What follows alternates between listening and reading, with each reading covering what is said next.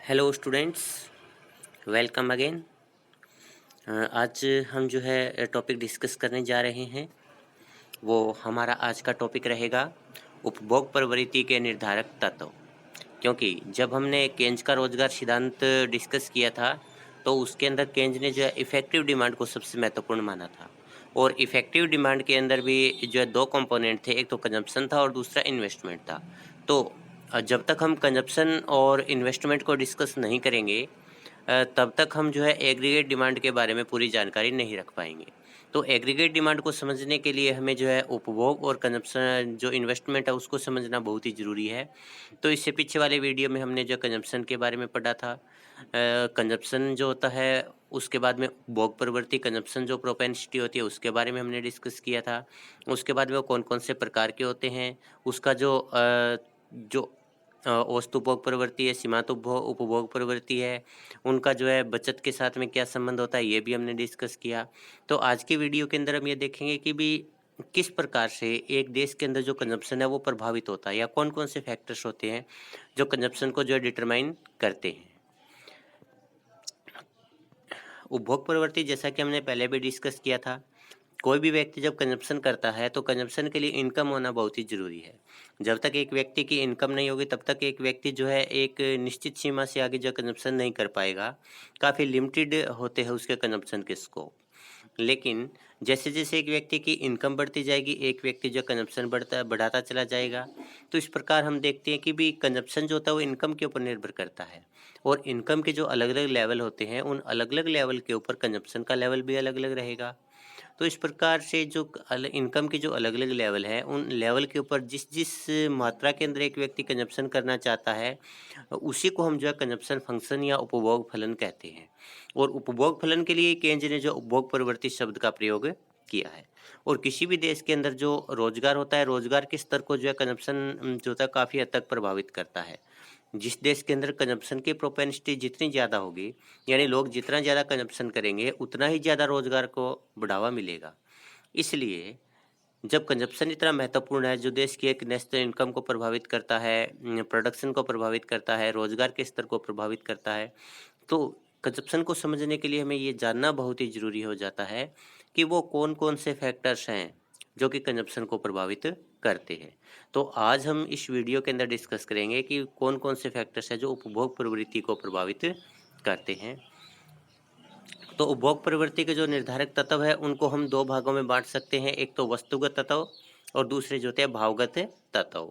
तो आज इस वीडियो के अंदर हम जिन तत्वों को डिस्कस करने जा रहे हैं वो वस्तुगत तत्व है।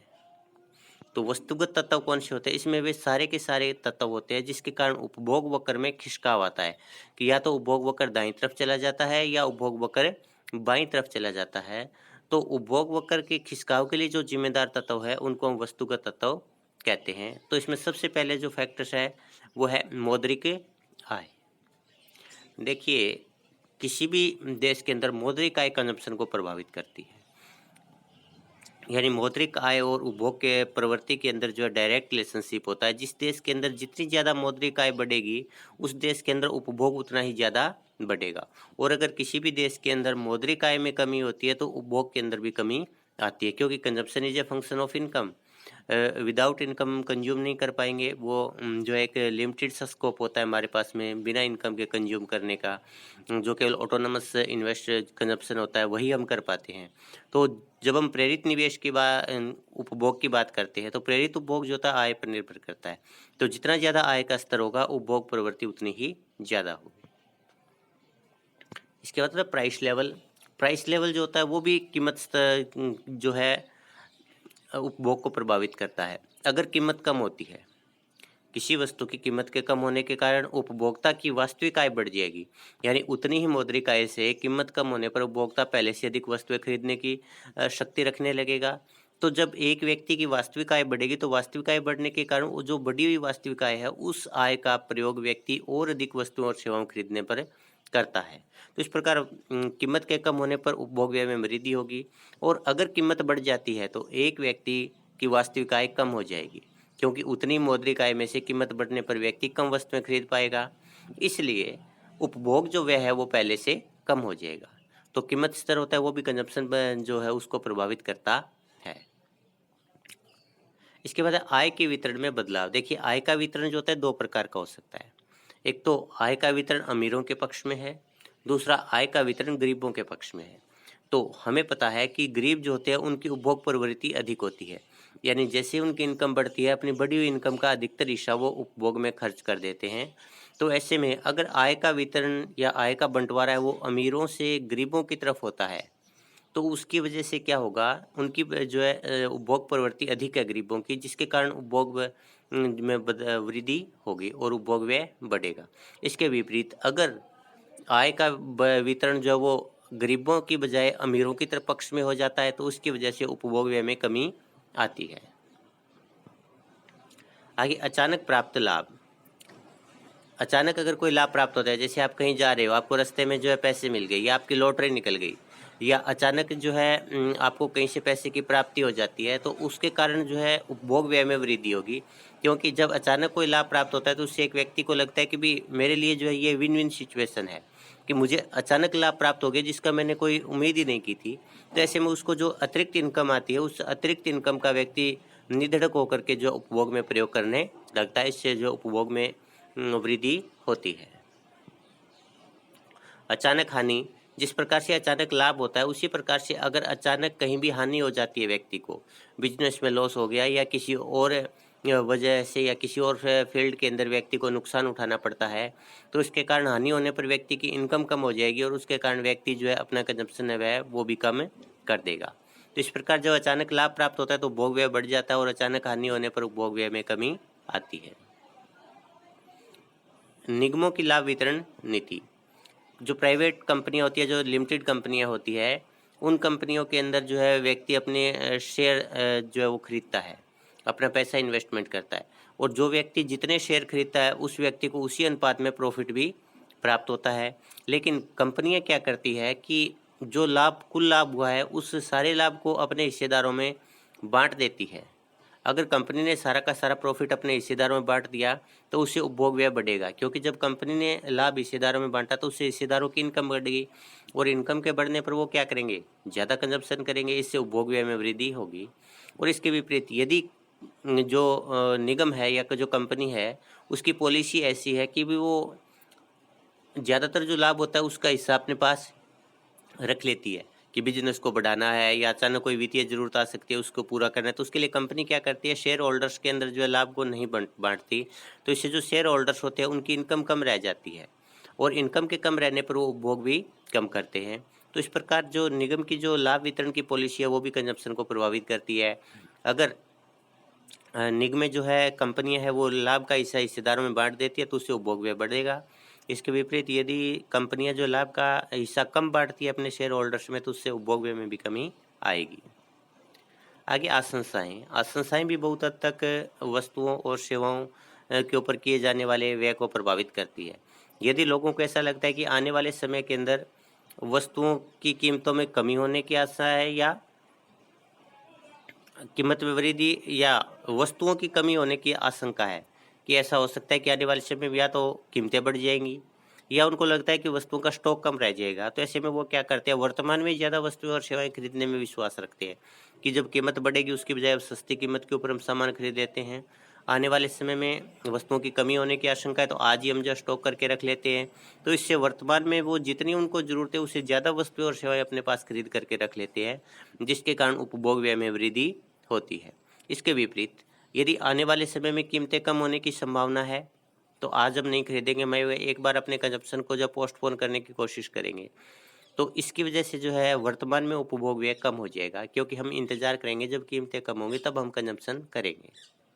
तो इस प्रकार आशंसाएं जो होती है वो भी उपभोग प्रवृत्ति को प्रभावित करती है। फिस्कल पॉलिसी, ये भी सरकार की जो नीति होती है कर और व्यय से संबंधित, ये भी जो है बहुत हद तक कंजप्शन को प्रभावित करती है। अगर सरकार कर को कम कर देती है कि सरकार पहले जितना टैक्स लोगों से ले रही थी तो सरकार ने टैक्स कम कर दिया, अब सरकार जब टैक्स कम करेगी तो लोगों के पास में जो प्रयोज्य आय है वो अधिक बच जाएगी। प्रयोज्य आय वो आय होती है जो एक व्यक्ति खर्च करने के लिए स्वतंत्र होता है, यानी सब कुछ हिसाब किताब करने के बाद सारी देनदारी चुकाने के बाद में व्यक्ति के पास में जो आय खर्च के लिए बच जाएगी, वो परियोज्य आय कहलाएगी। तो अगर सरकार कर की दर को कम कर देगी, तो इसके कारण जो लोगों की इनकम अधिक रह जाएगी, जिसकी वजह से लोग जो कंजम्पशन ज़्यादा करेंगे। दूसरी तरफ अगर सरकार प्रोग्रेसिव टैक्स लगाती है, प्रगतिशील कर वो कर होते हैं जो आय की दर बढ़ने पर बढ़ते हैं। इसका मतलब जिनकी आय कम है उनसे टैक्स कम लिया जाएगा, और कम आय वालों की जो उपभोग प्रवृत्ति अधिक होती है, इसलिए वो अधिक कंजम्पशन कर लेते हैं। और जो इनकम अधिक होती है जिन लोगों की, उनसे ज़्यादा टैक्स लेंगे तो उनकी जो आय है वो सरकार के पास टैक्स जमा कराने के बाद में भी काफ़ी इनकम उनके पास बच जाती है, तो इसकी वजह से उनके कंजम्पशन में ज़्यादा कमी नहीं आती। तो इस प्रकार से अगर सरकार प्रगतिशील कर लगाती है या वर्तमान कर की दर है उसमें कमी कर देती है, तो उसकी वजह से उपभोग व्यय बढ़ता है। इसके अलावा अगर सरकार जो सामाजिक सुरक्षा योजनाएं हैं, जैसे वृद्धावस्था पेंशन है, छात्रवृत्ति है, अगर इनके अंदर अधिक व्यय करती है, तो इसकी वजह से लोगों की इनकम इंक्रीज होगी, और जब लोगों की इनकम इंक्रीज होगी तो उसके कारण उनका कंजप्शन है वो भी बढ़ेगा। जिस प्रकार हम देखते हैं कि राजकोषीय पॉलिसी जो होती है वो भी उपभोग व्यय को प्रभावित करती है, और अगर सरकार कर बढ़ा देती है तो उपभोग व्यय कम हो जाएगा। अगर सरकार सामाजिक सुरक्षा योजना में व्यय करना कम कर देती है तो उसकी वजह से भी उपभोग व्यय कम हो जाता है। नेक्स्ट है ब्याज की दर। सामान्यतः ब्याज की दर और उपभोग के अंदर ऋणात्मक संबंध होता है, यानी अगर ब्याज की दर कम है तो उपभोग अधिक होगा, क्योंकि जब ब्याज की दर कम होगी तो लोगों को सस्ता उधार मिलेगा, इसकी वजह से वो जो है ऋण लेकर के उपभोग करना पसंद करेंगे। इसके विपरीत यदि ब्याज की दर अधिक है तो लोग उधार लेने में हिचकिचाएंगे, इसकी वजह से उनका कंजप्शन है वो कम हो जाएगा। तो इस प्रकार हम देखते हैं इनमें ऋणात्मक संबंध होता है, लेकिन इसका एक दूसरा पक्ष भी है कि एक व्यक्ति अगर ब्याज से एक निश्चित आय प्राप्त करना चाहता है, मान लीजिए कि मैं चाहता हूँ कि भी मुझे ब्याज से जो है 1 महीने के अंदर 10,000 रुपये प्राप्त हुई हो। अब पहले जब ब्याज की दर थी, तो मैं 1 लाख रुपए जमा करवा के 10,000 रुपये प्राप्त कर लेता था, लेकिन अब ब्याज की दर कम हो गई। ब्याज की दर कम होने से अब मुझे 10,000 रुपये का ब्याज प्राप्त करने के लिए 1 लाख रुपए से अधिक जमा करवाने पड़ेंगे। जब मैं अधिक जमा करवाऊँगा तो उसके वजह से मेरे पास में जो है आय कम बच जाएगी पीछे। आय कम बचने का मतलब क्या है, मैं कंजप्शन कम करूँगा। तो इस प्रकार से ब्याज की दर जो होती है, अगर जो व्यक्ति एक निश्चित आय प्राप्त करना चाहते हैं, उस केस के अंदर जो होती है ब्याज की दर कम होने के ऊपर उपभोग व्यय भी कम होता है, और ब्याज की दर बढ़ने पर उपभोग व्यय बढ़ जाता है। क्योंकि जब ब्याज की दर बढ़ गई तो वो कम पैसा जमा करवाने के बावजूद भी उतने ही ब्याज प्राप्त कर लेते हैं। तो जब कम पैसा उन्होंने जमा करवाया तो उनके पास में बचत अधिक बच गई, उसका जो है वो कंजप्शन कर लेते हैं। तो इस प्रकार से ब्याज की दर जो होती है वो भी कंजम्पशन को प्रभावित करती है, लेकिन उसका प्रभाव अलग अलग अवस्था में अलग अलग होता है, अलग अलग उद्देश्य से उसका प्रभाव अलग अलग होता है। आगे मजदूरी। मजदूरी की वजह से उपभोग में क्या परिवर्तन आएगा, इसको लेकर के केंज और जो परंपरावादी है उनमें मतभेद रहा है। परंपरावादियों ने क्या कहा है कि मजदूरी को कम करने की वजह से उपभोग में वृद्धि होगी। उनका सोचने का तरीका जो था वो ये था कि जैसे ही हम मजदूरी कम करेंगे उसके कारण लागत कम होगी, और लागत कम होने की वजह से कीमतें कम होंगी, और कीमत कम होने के कारण उपभोग में वृद्धि होगी। लेकिन दूसरी तरफ केंज ने दूसरे पक्ष को सोचा कि जब मजदूरी कम होगी तो मजदूरी कम होने की वजह से मजदूरों की आय कम हो जाएगी, और आय कम होगी तो वो उपभोग भी कम करेंगे। तो परंपरावादी ये मानते थे कि मजदूरी को कम करके हम उपभोग को बढ़ा सकते हैं, क्योंकि वो लागत पक्ष के बारे में सोचते थे। और केंज ने जो आय पक्ष के हिसाब से सोचा, तो केंज ने कहा कि मजदूरी को कम करके हम जो उपभोग व्यय को बढ़ा नहीं सकते। लेकिन फिर भी मजदूरी जो होती है वो बहुत हद तक उपभोग को प्रभावित करने वाला एक महत्वपूर्ण फैक्टर होता है। आगे सामाजिक सुरक्षा और जीवन बीमा का प्रचलन। जिस स्थान के ऊपर लोग रहते हैं, और अगर उस स्थान के अंदर ऐसा ट्रेंड है कि लोग सामाजिक सुरक्षा योजनाओं में ज़्यादा निवेश करते हैं, या जो जीवन बीमा पॉलिसीज है उनके अंदर इन्वेस्टमेंट करते हैं, तो जब लोग सामाजिक सुरक्षा योजनाओं में निवेश करते हैं, जीवन बीमा पॉलिसी में निवेश करते हैं, तो उसकी वजह से उनके पास में उपभोग करने के लिए आय कम बचती है, क्योंकि उनकी जो एक आय थी, आय का एक जो हिस्सा है वो सामाजिक सुरक्षा योजना या जो जीवन बीमा पॉलिसी है उसमें चला गया। तो इसके बाद जब उसमें चला गया आय का एक हिस्सा, तो उसकी वजह से कंजम्पशन करने के लिए उनके पास में इनकम कम बचती है, इसलिए इनका उपभोग व्यय कम हो जाता है। आगे प्रदर्शन प्रभाव। जिस स्थान पर प्रदर्शन प्रभाव ज़्यादा प्रभावशाली होता है, प्रदर्शन प्रभाव का मतलब होता है कि हम दूसरों के देखा-देखी ज़्यादा से ज़्यादा सामान खरीदते हैं, तो उस स्थान के ऊपर उपभोग व्यय अधिक होगा, क्योंकि जैसे एक व्यक्ति खरीदता है तो उसको देख करके दूसरे व्यक्ति भी उसी वस्तु का कंजप्शन शुरू कर देते हैं, तो इसकी वजह से ऑटोमेटिकली जो है कंजप्शन में वृद्धि होने लगती है। तो प्रदर्शन प्रभाव जो होता है वो भी बहुत अधिक उपभोग को प्रभावित करता है। आगे उधार और आसान किस्तों में भुगतान की सुविधा। जिस स्थान के ऊपर आपको कंजप्शन के लिए उधार आसानी से मिल जाता है, कम ब्याज की दर के ऊपर, आसान शर्तों के ऊपर अगर आपको उधार की सुविधा मिलती है तो उसकी वजह से वहाँ पर कंजप्शन में वृद्धि होगी। दूसरा, एक बार जब ये व्यक्ति जो है वो उधार ले लेता है तो उसको भुगतान भी करना पड़ता है। अगर भुगतान थोड़ी-थोड़ी किस्तों में करना पड़ता है, यानी किस्तों में अगर भुगतान की सुविधा मिलती है, जैसे आज आप टीवी ले आए, आप ये छोटी-छोटी ₹500 महीने की किस्त के हिसाब से चुका सकते हो। आपने जो स्कूटर खरीद लिया, आप जो ₹1000 महीने की किस्त के हिसाब से चुका सकते हो। अगर इस प्रकार की सुविधाएँ आपको मिलती है, तो आप जो है एक साथ इकट्ठा पैसा सबमिट करवाने की स्थिति में नहीं हो, लेकिन थोड़ा-थोड़ा करके पैसा आप चुकाने की स्थिति में हमेशा ही रहते हो। तो इसलिए जहाँ पर भुगतान को की जो करना पड़ता है, वो थोड़ी-थोड़ी किस्तों में अगर करने की सुविधा मिल जाती है, तो उस स्थान के ऊपर भी उपभोग व्यय में वृद्धि होती है। आगे भविष्य में आय की संभावना। यदि लोगों को भविष्य में आय बढ़ने की संभावना होती है, तो व्यक्ति क्या करता है, वर्तमान में अपने उपभोग को बढ़ा देता है, क्योंकि उसको इस बात का विश्वास होता है कि आने वाले समय में जैसे ही इनकम बढ़ेगी, मैं उस इनकम में से भुगतान कर दूंगा। यानी व्यक्ति जो है ऋण लेकर के, उधार लेकर के भी अपने कंजप्शन को बढ़ा देता है। और अगर भविष्य में आय कम होने की संभावना होती है, तो व्यक्ति का वर्तमान कंजप्शन है वो भी कम होने लगता है, क्योंकि उसको लगता है कि आज अगर मैं उधार लेकर के कंजप्शन कर भी लेता हूँ, तो आने वाले समय में क्योंकि मेरी इनकम कम होने की संभावना है, तो मैं उस उधार को चुका नहीं पाऊँगा। तो ऐसे में भविष्य की जो आय होती है, वो भी जो है उपभोग को प्रभावित करती है। वस्तुओं की उपलब्धता। यदि वस्तुएं पर्याप्त मात्रा में उपलब्ध है, कि आप जब चाहो तब आपको वस्तुएं मिल जाती है, तो उस अवस्था के अंदर जो उपभोग में वृद्धि होगी। और अगर वस्तुओं की कमी है बाजार के अंदर, तो आप व्यय करने के लिए तैयार हो, आपके पास में पैसा भी, आपकी इच्छा भी है, आप खर्च भी कर सकते हो, लेकिन उसके बावजूद भी आपका जो है व्यय नहीं हो पाता, क्योंकि बाजार के अंदर वस्तुएं उपलब्धि नहीं है। तो वस्तुओं की उपलब्धता होती है, वो भी उपभोग व्यय को प्रभावित करती है। यातायात के साधनों का विकास। यातायात के साधन जो है दो प्रकार का कार्य करते हैं। पहला कार्य वस्तुओं और सेवाओं को उपभोक्ता तक पहुंचाने का कार्य करते हैं। दूसरा, उपभोक्ता को वस्तुओं और सेवाओं तक यानी बाजार तक पहुंचाने का कार्य भी करते हैं। और जब तक वस्तुओं और उपभोक्ताओं का मेल नहीं होता, तब तक कंजप्शन नहीं हो सकता। तो यातायात के साधन जितने ज़्यादा विकसित होंगे, उपभोक्ताओं और वस्तुओं और सेवाओं के बीच में दूरी उतनी कम होती चली जाएगी, और इनके बीच में दूरी जितनी कम होगी, कंजप्शन उतना ही बढ़ता चला जाएगा। तो यातायात के साधनों का जितना ज़्यादा विकास होता है, एक देश के अंदर कंजप्शन में उतनी ज़्यादा वृद्धि होती है। टिकाऊ वस्तुओं का भंडार। टिकाऊ वस्तुएं वे वस्तुएं होती है जो लंबे समय तक चलती रहती है, इनकी लाइफ काफ़ी ज़्यादा होती है। तो यदि लोगों के पास आज टिकाऊ वस्तुओं का पर्याप्त भंडार मौजूद है, कि जितनी उनको टिकाऊ वस्तुएं चाहिए, अगर उनके पास में वो अवेलेबल है, तो उनको काफ़ी सालों तक जो है वो वस्तुएं खरीदने की ज़रूरत नहीं होंगी, इसलिए उनका उपभोग व्यय वो कम हो जाएगा। इसके विपरीत अगर लोगों के पास में टिकाऊ वस्तुओं का भंडार कम है, तो वो क्या करेंगे, उन टिकाऊ वस्तुओं को खरीदने के लिए कंजप्शन करेंगे, इससे उपभोग व्यय जो वो बढ़ जाएगा। फैशन और रुचियों में बदलाव। यदि लोगों की फैशन के प्रति रुचि बढ़ जाती है, कि लोग जो है फैशनेबल लाइफ जीना पसंद करते हैं, विलासिता का जीवन जीना पसंद करते हैं, तो इसके कारण उनको नई नई वस्तुएं और सेवाएं खरीदनी पड़ेंगी, क्योंकि उनकी रुचि हो गई है। अब उनको चीज़ें वो है फैशनेबल लगने लगी है, इससे वो ज़्यादा से ज़्यादा वस्तुएं और सेवाएं खरीदते हैं, जिसके कारण उनके उपभोग व्यय में वृद्धि होती है। जनसंख्या।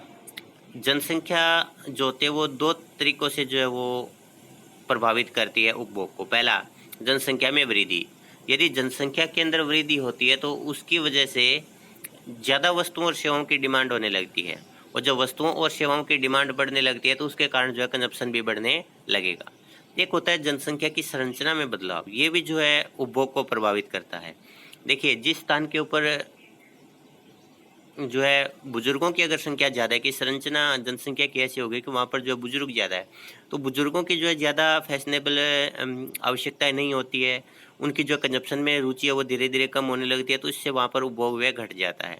और अगर संरचना के अंदर परिवर्तन होता है कि वहाँ युवाओं की संख्या ज़्यादा है, वहाँ पर बच्चों की संख्या ज़्यादा है, तो उस वजह से जो है कंजप्शन के अंदर वृद्धि होती है। तो जनसंख्या की वृद्धि है वो भी कंजप्शन को प्रभावित करती है। दूसरा, जनसंख्या की संरचना है वो भी उपभोग व्यय को प्रभावित करती है। आय प्रवृत्ति, ये भी जो है आय किस प्रकार की प्राप्त हो रही है लोगों को। आय के 2 प्रकार हो सकते हैं, एक तो लोगों की स्थिर आय है, यानी उनको पता है कि कम से कम इनकी जो एक मिनिमम इनकम तो इतनी होगी। और दूसरा, एक ऐसे लोग होते हैं जिनकी आय अस्थिर होती है, जैसे मज़दूर है, अगर उनको काम मिल गया तो उनकी इनकम है, अगर वो 1 महीने तक खाली बैठे तो उनकी कोई इनकम नहीं है, यानी उनकी आय जो वो निश्चित नहीं होती है। तो 2 प्रकार के वर्ग होते हैं, एक निश्चित आय वाले वर्ग। निश्चित आय वाले वर्ग के लोगों का कंजप्शन जो है वो अधिक होता है, क्योंकि उनकी आय स्थिर होती है, इसलिए वो निश्चिंत होकर के जो है कंजप्शन कर लेते हैं। दूसरा, जिन व्यक्तियों की आय जो होती है अनिश्चित और अस्थिर होती है, उन लोगों का उपभोग व्यय भी कम होता है, क्योंकि उनको श्योरिटी नहीं होती कि भी आज हमने कंजप्शन कर लिया तो कल को अगर हमें उसका पैसा चुकाना पड़ेगा तो हम चुका पाएंगे भी या नहीं। तो इस प्रकार से जो है आय प्रवृत्ति यानी स्थिर और अस्थिर आय है वो भी जो है उपभोग को प्रभावित करती है। तरल परिसंपत्तियां, ये कॉन्सेप्ट जो पिगू ने दिया था, पिगू ने ये माना था कि भी कीमत के कम होने से जो तरल परिसंपत्तियां है, तरल परिसंपत्तियों में शेयर है, बॉन्ड्स है, ये चीज़ें आती है। तो जिन लोगों के पास में तरल तरल परिसंपत्तियों होती है अधिक मात्रा में, तो उनका वास्तविक शेष बढ़ जाता है। वास्तविक शेष का मतलब है कि कीमत कम होने के कारण उनकी जो वैल्यू वो बढ़ जाती है कि अब उतने शेयर और बॉन्ड से वो अधिक वस्तुएं खरीद पाते हैं। तो इस प्रकार उनका वास्तविक शेष बढ़ गया। जैसे मान लीजिए पहले जो है 1 रुपये की वस्तु थी, आपके पास में जो है 100 रुपये के शेयर थे, आप जो 100 वस्तु खरीद पाते थे। अब वस्तु की कीमत कम होकर के 50 पैसे हो गई। आप अब उसी 100 रुपये से के शेयर से आप जो है 200 वस्तुएं खरीद पाओगे। तो आपके पास में जो नगद शेष था, जो वास्तविक उसका जो नगद शेष था या जो तरल परिसंपत्तियाँ थी, उनकी जो है वास्तविक शेष बढ़ गया है। और वास्तविक शेष बढ़ने पर जो है वो आप अधिक उपभोग करने लगते हो। लेकिन केंज ने माना कि भी ऐसा होना आवश्यक नहीं है कि वास्तविक शेष बढ़ने पर भी व्यक्ति जरूरी नहीं कि भी वो अधिक कंजप्शन करे, क्योंकि व्यक्ति के मन में लालच भी आ सकता है कि भी मेरे पास में जो तरल परिसंपत्ति है उनका मूल्य बढ़ गया है, अब मैं उनका मूल्य और अधिक बढ़ाना चाहता हूँ, तो वो और अधिक शेयर और बॉन्ड खरीदने लगता है। तो इसकी वजह से जो है उसका उपभोग बढ़ने की बजाय कम भी हो सकता है। तो ये हमारे मुख्य फैक्टर्स थे जो कि उपभोग प्रवृत्ति के निर्धारक है या उपभोग प्रवृत्ति को प्रभावित करने वाले तत्व हैं। इसके साथ ही अपना ये जो टॉपिक है वो समाप्त होता है। धन्यवाद।